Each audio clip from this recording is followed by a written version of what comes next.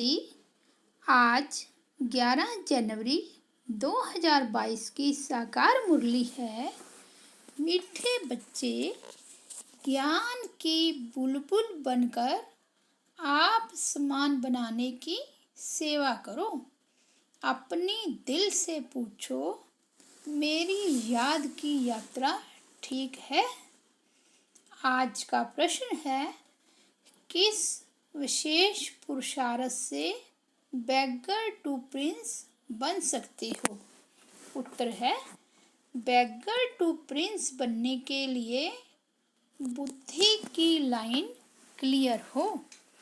एक बाप के सिवाय और कोई भी याद ना आए। यह शरीर भी मेरा नहीं।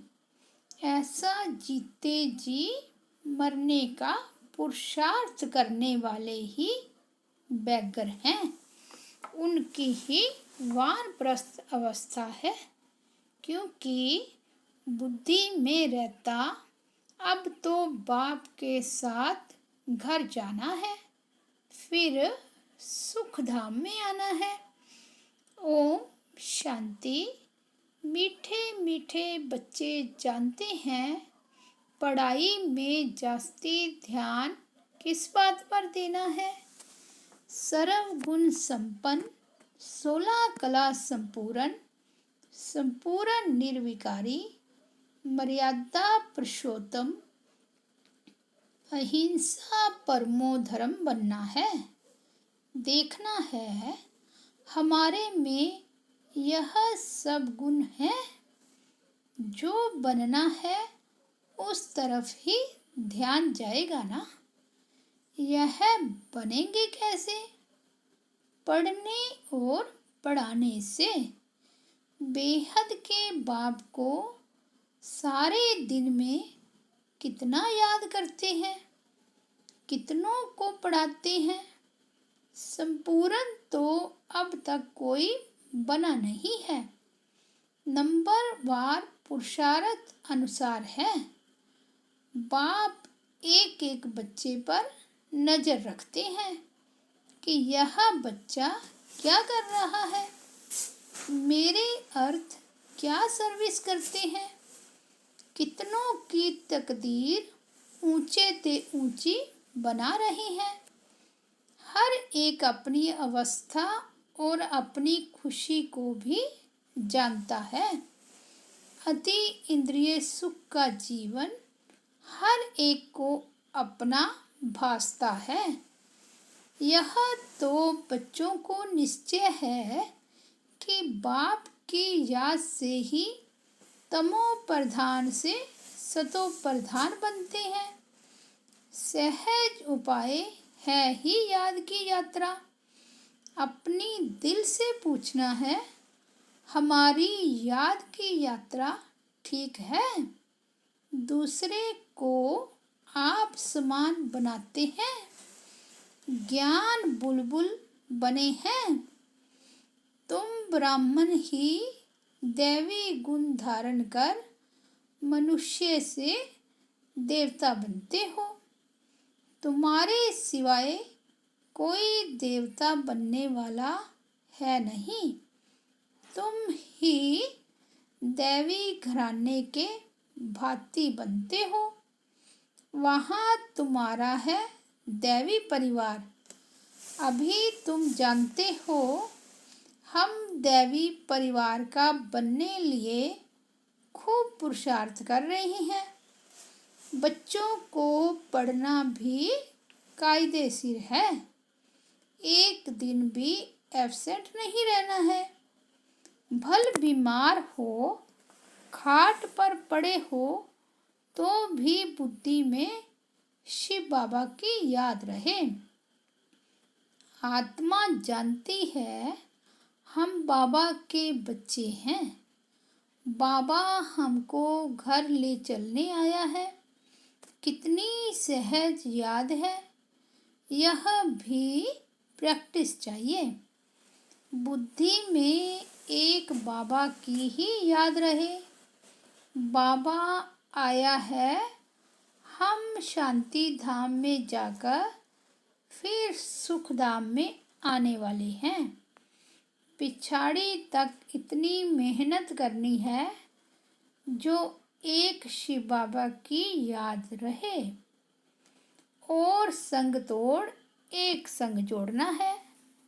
मुख से कोई जाप नहीं करना है, औरों को आप समान बनाने के लिए पढ़ाना भी है। बाप समझाते हैं तुमको उस अवस्था में जाना है जिस सतो प्रधान अवस्था में तुम यहाँ आए थे।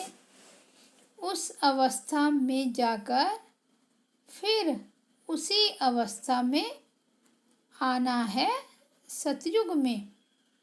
कितना सहज है। तुम भक्ति मार्ग में गाते थे, आप जब आएंगे तो हम और संग तोड़ एक तुम संग जोड़ेंगे। इसमें मेहनत है। पवित्रता की बात भी मुख्य है। गृहस्थ व्यवहार में रह कमल फूल समान बनना है। वह कमल भी पानी से धरनी से ऊपर रहता है। तुम चैतन्य फूल भी धरनी के ऊपर हो, तो तुमको भी प्रतिज्ञा करनी है, हम पवित्र रहते हुए एक आपको ही याद करेंगे, जो अंत में सिवाय आपके और कोई की याद न आए, कोई अवगुण भी ना रहे। जो बच्चे ऐसे बनते हैं वह सदैव हर्षित रहते हैं। यह प्रैक्टिस अच्छी रीति करनी है। बच्चे जानते हैं कभी कभी अवस्था मुरझा जाती है, माया झट छुई मुई कर देती है।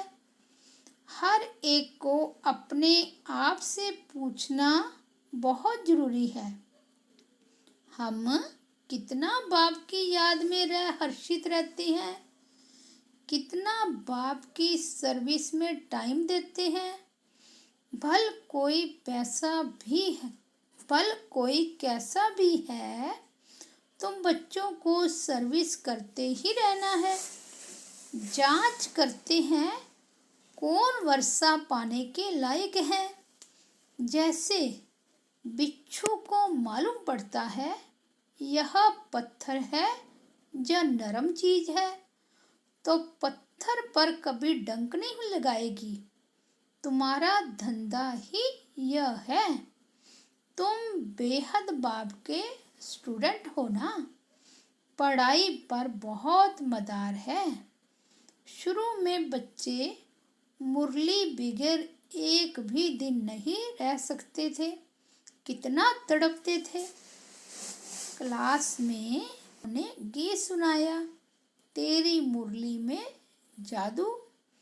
बंदेलियों को कैसे मुरली पहुंचाते थे। मुरली में ही जादू है ना। कौन सा जादू? विश्व का मालिक बनने का जादू। इससे बड़ा जादू कोई होता नहीं। तो उस समय मुरली का तुमको कितना कदर था। मुरली पहुंचाने के लिए कितना प्रयत्न करते थे। समझते थे पढ़ाई बिगैर बेचारे का क्या हाल होगा। यहाँ बाबा जानते हैं बहुत ऐसे बच्चे हैं जो मुरली पर पूरा ध्यान ही नहीं देते हैं। मुरली तो बच्चों को रिफ्रेश करती है। भगवान जो तुमको विश्व का मालिक बनाते हैं, उनकी मुरली नहीं सुनेंगे तो भगवान टीचर क्या कहेंगे। बाबा को वंडर लगता है। चलते चलते बहुत बच्चों को माया का तूफान ऐसा लगता है जो मुरली पढ़ना, क्लास में आना छोड़ देते हैं। ज्ञान से नफरत माना, बाबा से नफरत। बाप से नफरत माना, विश्व की बादशाही से नफरत। माया बिल्कुल नीचे ले जाती है, बुद्धि को एकदम मार डालती है, जो कुछ भी समझते नहीं। भल भक्ति तो बहुत करते, परंतु एकदम ब्लाइंड फेथ, बेसमझ बन गए हैं। बाप खुद कहते हैं, तुम कितना लायक थे, अब नालायक बन गए हो। अब मैं फिर आया हूँ तुम बच्चों को लायक बनाने, इसलिए श्रीमत पर जरूर चलना है। बाप कहते हैं, इसमें और कुछ करना नहीं है, सिर्फ बाप को याद करो और पढ़ो। स्कूल में बच्चे पढ़ते भी हैं और टीचर को भी याद करते हैं, कैरेक्टर भी सुधारने हैं।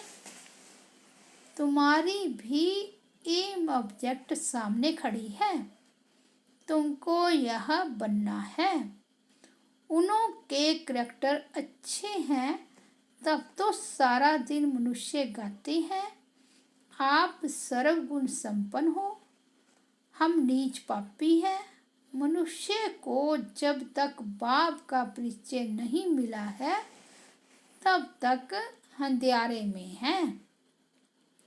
सारी दुनिया के मनुष्य इस समय निधन के हैं, उन्हों को बाप का पैगाम पहुंचाना है। तुम बेहद बाप के बच्चे हो ना। बाप कहते हैं, मुझे याद करो तो तुम्हारे विक्रम विनाश होंगे। बच्चों को युक्ति निकालनी है कि सबको पैगाम कैसे पहुंचाएं। अखबार द्वारा ही सबको पैगाम पहुंचेगा कि एक बाप को याद करो तो पावन बन जाएंगे।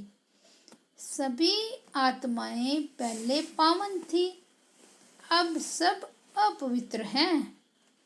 यहाँ कोई पवित्र आत्मा हो न सके। पवित्र आत्माएं होती है पवित्र दुनिया में। आत्मा पवित्र बन जाती है, फिर यह पुराना चोला छोड़ना ही है।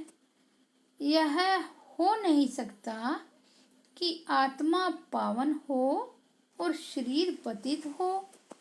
तो बाबा को याद करते करते अपने को तमो प्रधान से सतो प्रधान बनाना है। पहले पहले जब तुम आए तो पवित्र थे, अब फिर पवित्र बनना है।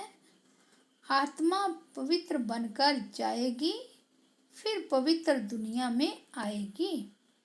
शांति धाम से होकर फिर गर्म महल में आएंगे। वहाँ दुख का नाम निशान नहीं रहता। रावण राज्य ही नहीं है, परंतु पुरुषार्थ कर ऊंच पद पाना है। इसके लिए यह पढ़ाई है। स्वर्ग में तो सब जाएंगे, लेकिन ऊंच पद पाने का पुरुषार्थ करना है। यह तो जानते हो, स्वर्ग की स्थापना और नरक का विनाश हो रहा है। शिवालय स्थापन होगा तो वैशाल्य खत्म हो जाएगा। शिवालय में तो आना ही है। कोई ये शरीर छोड़ जाकर प्रिंस प्रिंसेस बनेंगे, कोई प्रजा में चले जाएंगे। जिनकी बिल्कुल लाइन क्लियर है, एक बाप के सिवाय और कोई की याद नहीं आती है, उनको कहा जाता है पूरे बेगर। शरीर को भी याद नहीं करना है, अर्थात जीते जी मरना है।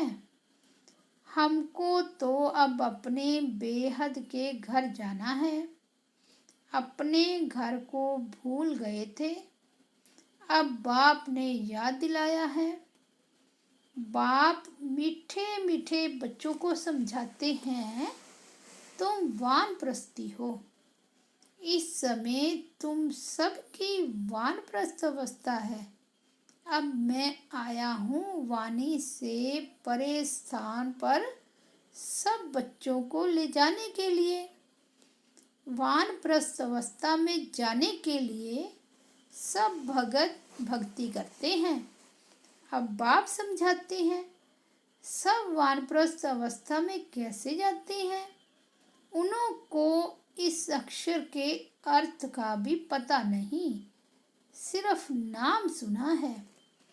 भल द्वापर से लेकर लौकिक गुरुओं द्वारा बहुत पुरुषार्थ किया है, परंतु वापस तो कोई जा नहीं सकता।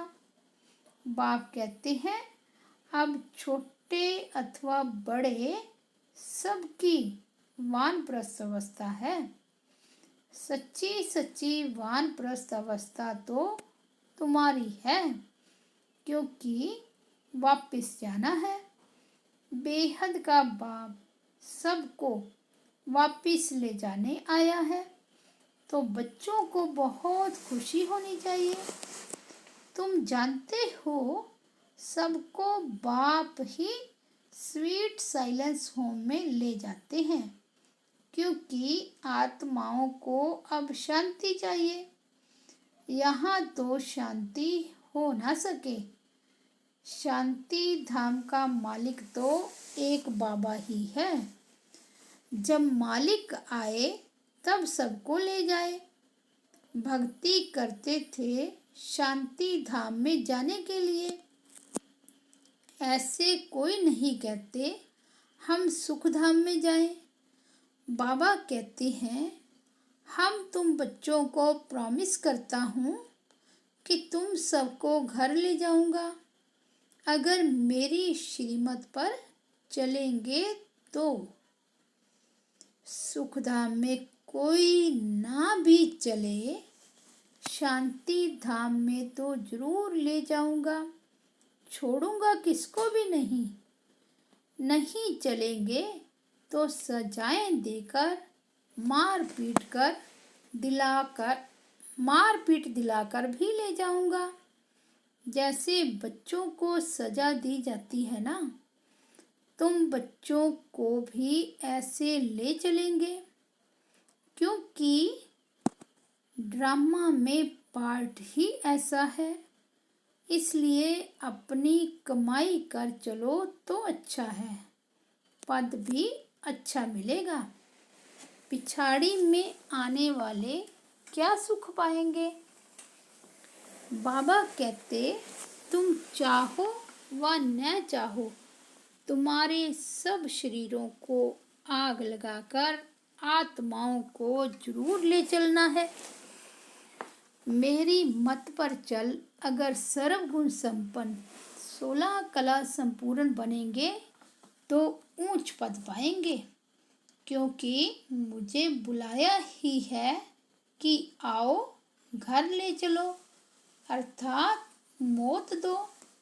यह तो सब जानते हैं, मौत आया कि आया, छी कोई यहाँ रहना नहीं है। बाप कहते हैं मैं सबको छी दुनिया से जरूर ले जाऊंगा। जो अच्छी तरह पढ़ेंगे वही सुखधाम में आएंगे।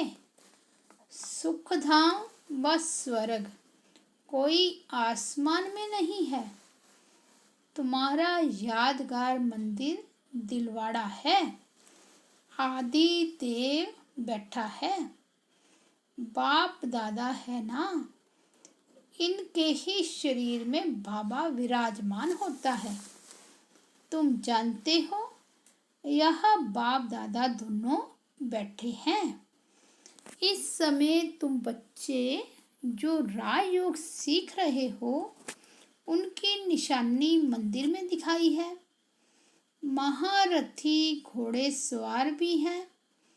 कल्प हूबहू ऐसा ही मंदिर बनेगा जो तुम जाकर देखेंगे। तुम कहेंगे यह सब टूट जाएंगे, फिर कैसे बनेंगे? यह ख्याल नहीं करना चाहिए। स्वर्ग अभी कहाँ है? फिर स्वर्ग के महल होंगे। यह पहाड़ियाँ आदि टूट जाएंगी, फिर बनेंगी। आबू फिर भी बनेगा। बहुत बच्चे इस बात में बहुत मूंझते हैं। बाप कहते हैं मूंझने की दरकार नहीं।